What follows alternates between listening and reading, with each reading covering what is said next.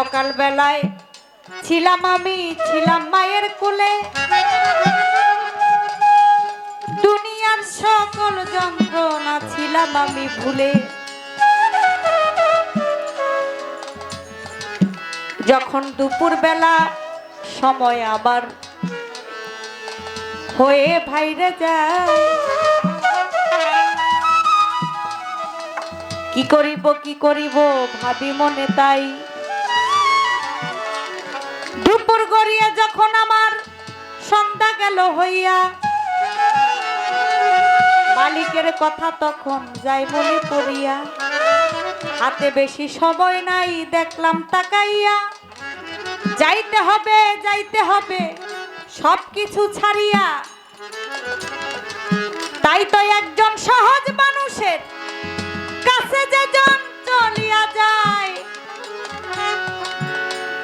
তার কোনো ভয় থাকে না আমি বলিব বিষয়ে। এই জগতে সহজ মানুষ হলো সাওয়াল শাহ বাবা, খাজা বাবা, বড় পীর আব্দুল কাদের জিলানী, বেলায়েতের ওলি যারা বলে ভাই রে জ্ঞানী। এই পৃথিবীতে যারা ওলি আল্লাহ তারা হলো সহজ মানুষ। এই দুনিয়ায় এসেছি, আবার প্রত্যেকটা মানুষের চলে যেতে হবে। মালিকের কাছে হিসাব দিব কি নিয়ে যাচ্ছি মালিকের দরবারে, সেটাও কিন্তু চিন্তা ভাবনার একটা বিষয়। তাই যদি একজন সহজ মানুষের সন্ধান পাওয়া যায়, সেই মানুষটার কাছে যদি গিয়ে নিজেকে বিক্রি করা যায়, তাহলে আর চিন্তা ভাবনা থাকে না।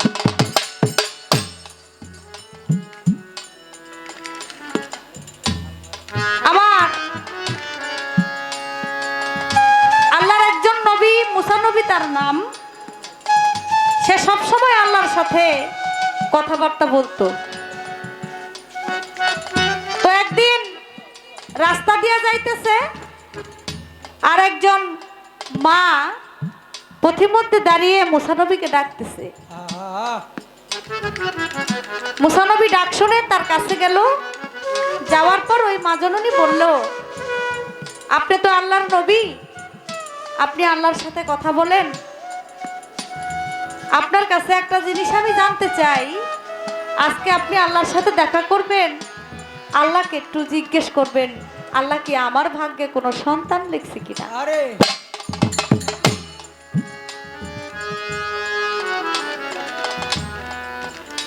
মুসা নবী চলে গেল, মাকে সান্ত্বনা দিয়ে আল্লাহর কাছে গিয়ে মুসা বলে, আল্লাহ কই তোমাকে।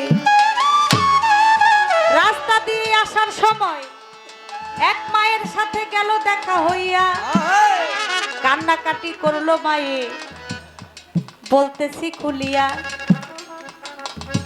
আল্লাহর কাছে মুসা নবী বলে, আল্লাহ রাস্তা দিয়ে আসার সময় এক মা কান্নাকাটি করলো, তার বিয়ে হয়েছে অনেকদিন হয়ে যায়, কিন্তু তার গর্ভে কোনো সন্তান এখনো পর্যন্ত হয় নাই। সে আমাকে রাস্তায় পেয়ে জিজ্ঞাসা করলো যে তুমি তো আল্লাহর সাথে কথা বলো, প্রতিদিন আল্লাহর সাথে তোমার দেখা হয়, কথা হয়, তুমি একটু আল্লাহকে জিজ্ঞেস করো যে তুমি আমার ভাগ্যে আল্লাহ কোনো সন্তান লিখছে কিনা। আমার আল্লাহ বলে, মুসা তুমি গিয়ে মহিলাকে জানায় দিও, ওই মাকে জানায় দিও তার ভাগ্যে আমি কোনো সন্তান লিখি নাই। রাস্তা দিয়ে যখন আবার মুসা নবী হাঁটতেছে, দেখে ওই মা ওই রাস্তার পাশেই দাঁড়ায় আছে, মুসা নবী কি বলে এটা শোনার জন্য। তখন মুসা নবীকে আবার দেখে ওই মা জননী ডাক দিয়ে বলে, বাবা আপনি একটু বলেন তো যে আল্লাহ কি বলছে, আমার ভাগ্যে কি কোনো সন্তান আছে না নাই। মুসা নবী বলে, মা গো শোনো ঘটনা, তোমার ভাগ্যে আল্লাহ কোনো সন্তান দেয় নাই বলতেছি এখন। কাঁদতে কাঁদতে ওই মহিলা বাড়িতে চলিল। বাড়িতে গিয়া যখন খাবার রান্না করতেছিল, কান্নাকাটি করে ওই মাজননী বাড়িতে গিয়া মনে মনে কয়, আল্লাহ যেহেতু সন্তান আমার ভাগ্যে লেখে নাই, আমি আর কি করব। তখন তিনি তার স্বামীর জন্য রুটি বানাইতেছিল।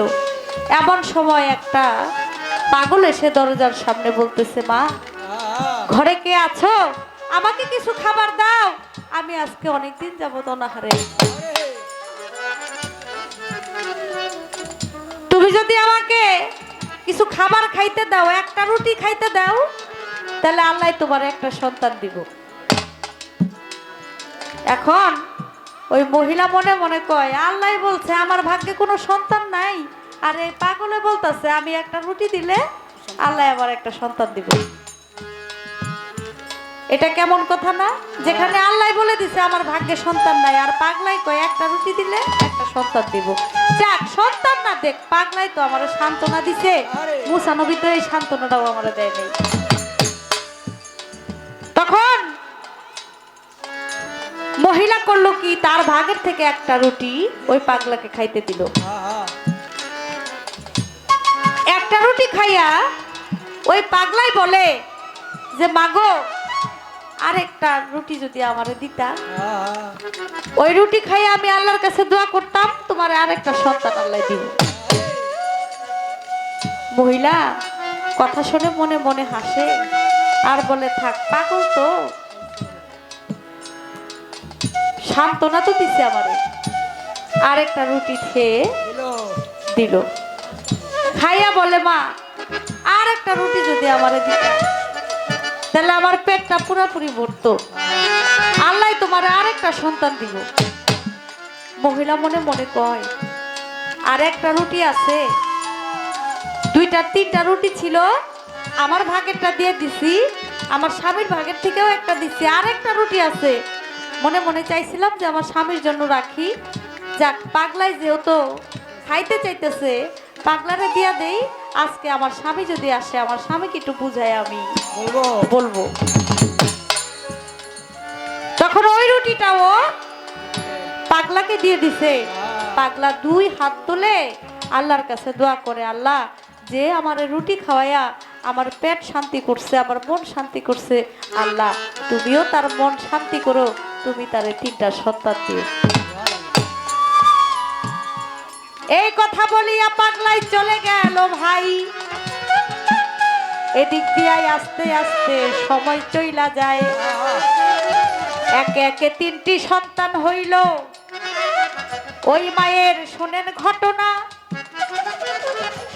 রাস্তা দিয়া একদিন যাই মুসা নবী, বলতেছি এখন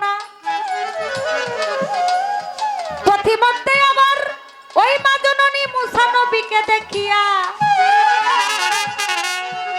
বলে, ওরে ওরে মুসা নবী, তুমি কথা যাও শুনিয়া। মুসা নবী কয়, ডাকো কেন? আল্লাহ না বলছে তোমার সন্তান দিব না? কয়, তুমিও মিছা, তুমি যারে জিজ্ঞেস করছো সেও মিছা। যদি মিছাই না হয়, তাহলে এই যে দেখো আমার তিনটা সন্তান, আমার সন্তান নিয়ে আমি মাঠের মধ্যে খেলাধুলা করতেছি, আমার সন্তানরা খেলতেছে দেখতেছি, আমার কাছে খুব ভালো লাগতেছে। এই দেখো আমার তিনটা সন্তান, আমি তিন সন্তানের মা। তুমি না বলছো যে আল্লাহ বলছে আমার ভাগ্যে সন্তান নাই, এখন আমি তিন সন্তানের মা। এই কথা শুই না তো মুসা নবী রাগ হইয়া আবার সেই কৌতর পাহাড়ে গেছে। কৌতর পাহাড়ে গিয়ে আল্লাহরে জিজ্ঞেস করে, আল্লাহ তুমি আমারে বলছিলা যে মহিলার ভাগ্যে কোনো সন্তান নাই, এই তিন সন্তান মহিলা পাইল কি? আমার আল্লাহ কয়, মুসা আমি একটু পরে তোমার জবাবটা দেই, আমার বড় মানুষের মাংস খাইতে ইচ্ছা করছে, আগে আমার একটু মাংস খাওয়াও। মুসা নবীকে আল্লাহ কও কি, আমি তো জীবনে শুনি নাই যে আল্লাহরও খাইতে মন চায়। কয়, খাইতে মন চাই বলতে আজকে মনে চাইছে, তুমি যদি আমার একটু মানুষের মাংস না খাওয়াইতে পারো তাহলে তোমার সব প্রশ্নের জবাব আমি দিব। মুসা নবী একটা প্লেট নিয়া একটা ছুরি নিয়া চলে গেল মানুষের বাড়ি বাড়ি, গিয়া বলে আল্লাহ খাইতে চাইছে মাংস, দেও না তাড়াতাড়ি। মুসা নবীর কথা শুই না মানুষ গেছে খেইপা, বলতেছে কথার বিশ্রয় পাও না, আল্লাহ চাইছে মানুষের মাংস খাইতে, তুমি গেছো পাগল হইয়া, তাড়াতাড়ি এখান থেকে বের হও। এলাকার মানুষ যখন মুসা নবীকে দৌড়ানি দিছে, এই প্লেটার ছুরি লিয়ে দৌড়াইতে দৌড়াইতে এক জঙ্গলের মাঝখান দিয়ে যখন দৌড়াইতে লাগলো, হঠাৎ করে এক পাগলাই মুসা নবীকে ডাক দিল, এই মুসা নবী দৌড়াইতেছো কেন, কি হয়েছে তোমার বলো। তোমার কাছে বললে কোনো লাভ হইব না, আমি যেদিকে যাইতেছি আমার সেদিকে যাইতে দাও। ওই পাগলাই বলে বাহাল্লুল পাগল, সে পাগলের নাম। পাগলাই বলে আমার কথা না শুনলে তোমাকে আমি যাইতে দিব না। মুসা নবী দাঁড়াইছে, বলে কি বলবা তাড়াতাড়ি বলো। কয় তুমি প্লেটার ছুরি নিয়ে দৌড়াইতেছো, কারণটা কি? কয় কারণ হলো এই, আল্লাহ বলছে মানুষের মাংস খাবে, আমি মানুষরে গিয়া বলছি যে আল্লাহ মাংস খাইতে চাইছে, একটু মানুষের মাংস আমারে দাও। আমার কথা কেউ বিশ্বাস করলো না, পাগল পাগল বইলা আমার সবাই এলাকার থেকে তাড়ায়া দিল। সবাই মিল্লা যখন আমার দৌড়াইতেছিল, তখন আমি দৌড়াইতে দৌড়াইতে এই জঙ্গল দিয়া ছুটছি। ওই পাগলাই কয় ওরে ভাই, তোমার প্লেট আর ছুরিটা আমার কাছে দাও, আমার কাছে দিয়া তুমি ওই দিক চইলা যাও। মুসা নবী কয় আমি দাঁড়ায় দাঁড়ায় দেখি পাগলাই কি করে। আল্লাহ খাইতে চাইছে মানুষের মাংস, মাংস তো আমি দিব।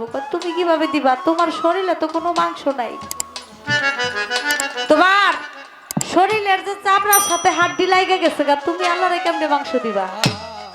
কয় আমি এমনি মাংস দিব, যেই যেই জায়গায় মাংস আছে সেই সেই জায়গার থেকে ছুরি দিয়া কাইটা কাইটা ওই প্লেটের মধ্যে মাংস রাখে। একটা চোখ উঠাইয়া ওই প্লেটের মধ্যে রাখে। মুসা নবীকে বলে ভাই, আমার এই দিল কলিজার থেকে একটু মাংস কাইটা আমি আমার আল্লাহরে খাইতে দিব। আমার সমস্ত অঙ্গ প্রত্যঙ্গের থেকে তুমি মাংস নিয়া আমার আল্লাহরে দিও। আল্লাহর কোন জায়গার মাংসটা খেতে জানো আল্লাহর বেশি ভালো লাগে। এই কথা শুনে মুসা নবী কি কাম করিল, ওই পাগলাই গায়ের থেকে মাংস দিয়া দুনিয়া ছেড়ে গেল। ওই মাংস নিয়ে হাজির হইল আল্লাহর দরবারে,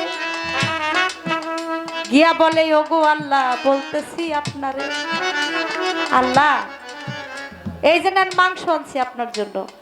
আল্লাহ বলে তুমি মাংস পাইলা কই?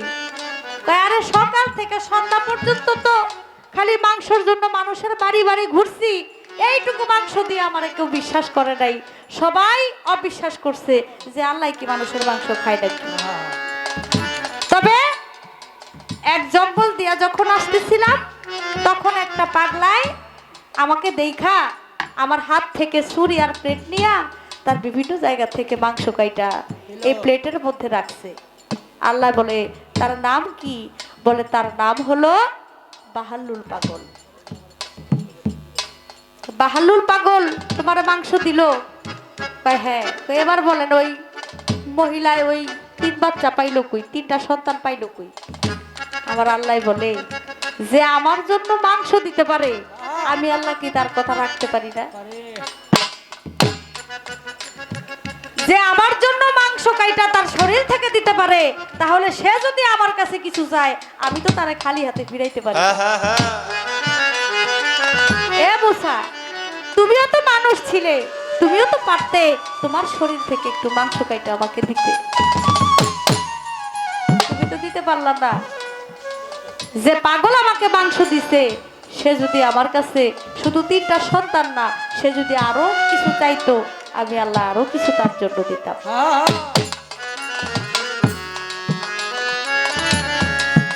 তাই তো হাদিস কুদসিতে বলেছেন, আল ওলিয়া লায়ামতু, আল্লাহর ওলিদের কখনো মরণ হয় না। আল্লাহর ওলিরা হলো আল্লাহর বন্ধু। আল্লাহর ওলির দরবারে যদি কেউ নিয়ত করে কিছু চায়, অবশ্যই তার নিয়ত যদি সঠিক থাকে, অবশ্যই আল্লাহর ওলি সেটা পূরণ করে। আমার আল্লাহই পূরণ করে, কিন্তু উসিলা হলো আল্লাহর ওলি।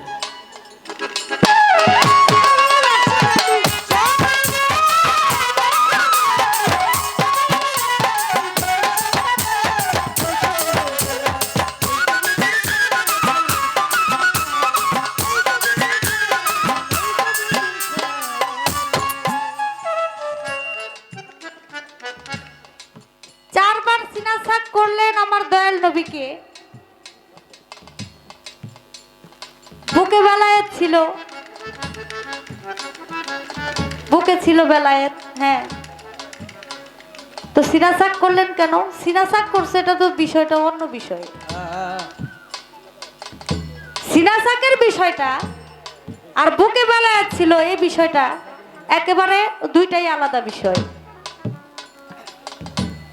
আমার নবীর সাথে, নবীর দেহের সাথে এমন ভাবে বেলায়েতটা মিশ্রিত ছিল, যেটা নবীকে যদি আরো 20-12 যদি সিনাসাক করা হইতো, তাতে এই বেলায়েতের কোনো কিছু হইতো না।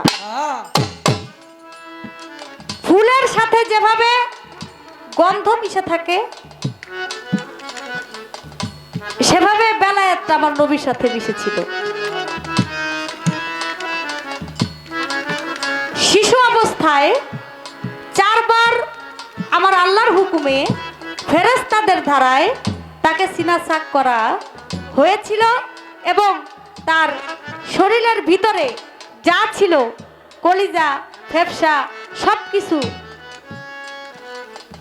কাউসার, যে কাউসারের পানি, সে পানি ধারা ধুইত করা হয়েছিল, এবং ফেরেশতারা তাকে সিনাসাক করা হয়েছিল।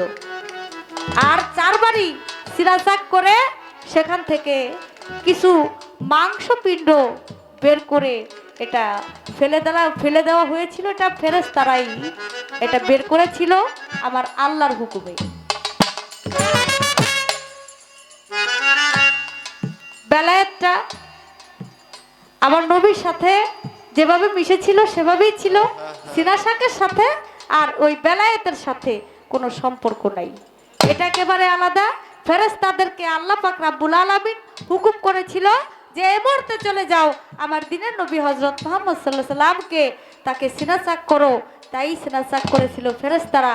আর 4 বারই ভিতর থেকে, আমার নবীর ভিতর থেকে কিছু মাংসপিণ্ড বের করেছিল। এটা হাদিস বুখারী শরীফে ইহা লিপিবদ্ধ আছে।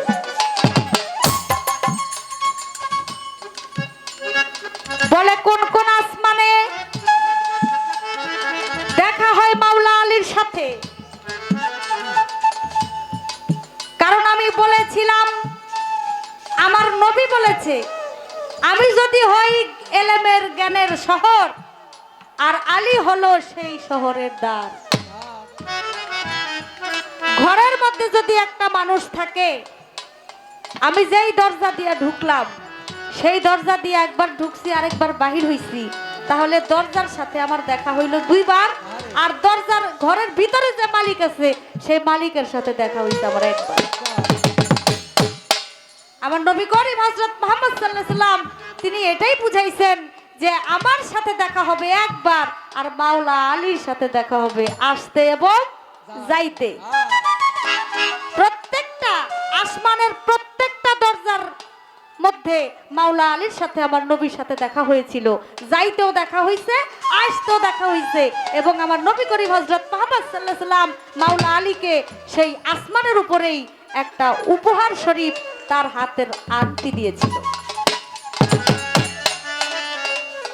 যে আংটিটা তিনি যখন মেরাজ থেকে ঘুরে আইসা এই দুনিয়ার মধ্যে যখন আসে, তখন সেই আংটিটা, নবীর হাতের আংটিটা মাওলা আলীর কাছে, আলীর হাতে দেখে তখন নবী একটু মুস্কি হেসেছিল, মাওলা আলীও মুস্কি হেসেছিল। এটা হলো তাদের একটা আশেক মাসুকের, গুরু ভক্তের, গুরু শিষ্যের একটা খেলাবেলা। এই তো ছিল তাহার কথা, ইহার বেশি না। আমি জানতে চাইবো আপনার কাছে, বলবেন ঘটনা। বলে আমি গাইব মোহরে নবুয়তের গান। আমি শুনিলাম বসিয়া, মোহরে নবুয়ত সম্পর্কে কিছু জানতে চাই, আপনি বলিবেন খুলিয়া। মোহরে নবুয়ত, আচ্ছা, দলিলে প্রমাণ করে আমার আল্লাহ পাক রব্বুল আলামিন মুসা নবীকে নবুয়তি দিছিলেন, ইউসুফ নবীকে নবুয়তি দিছিলেন, সুলেমান নবীকে নবুয়তি দিছিলেন। কিন্তু আমার রাসূল করিম হযরত মুহাম্মদ সাল্লাল্লাহু আলাইহি সাল্লাম তারা যে নবুয়তটা দিবেন, তার নবুয়তটা ভিন্ন। তাদের নবুয়তের বেলায় কিন্তু মোহরে নবুয়তটা উচ্চারণ করা হয় না, আমার নবীর বেলায় করা হয়। আমি জানতে চাই মোহরে নবুয়তের অর্থটা এটা কি? এটা আমার নবী পাইছে, অন্যান্য নবীরা পায় নাই, ইহার কারণটাই বা ছিল কি? এই একটা কথা আমি জানতে চাই। আরেকটা কথা জানতে চাই, আমার রাসূল করিম হযরত মুহাম্মদ সাল্লাল্লাহু আলাইহি সাল্লামের নবুয়ত দেখে কেউ জান্নাতে গেছে, আবার কেউ জাহান্নামী হইছে। একই নবুয়ত, একজন দেখে জান্নাতি, আরেকজন দেখে জাহান্নামী, ইহার কারণটাই ছিল কি? এই দুটি কথা জানতে চাই, আশা করি সুন্দর করে জবাব দিবেন।